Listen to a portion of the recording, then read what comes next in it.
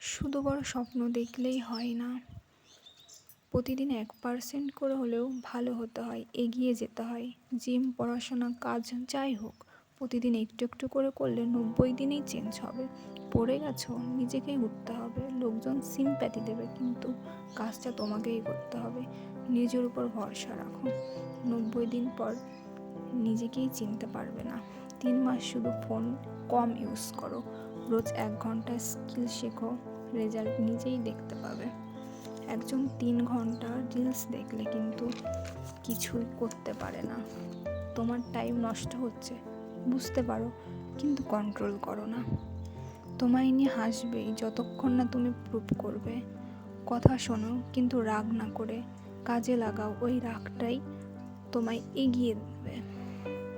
Motivation 2 দিন থাকে, কিন্তু ডিসিপ্লিন সারা জীবন। মন না চাইলেও প্রতিদিন 30 মিনিট কাজ করো, হ্যাবিট হয়ে গেলে আর কষ্ট লাগবে না। নিজের সাকসেস নিজের কাছে, তাই নিজেরটা নিজেই ভাবো।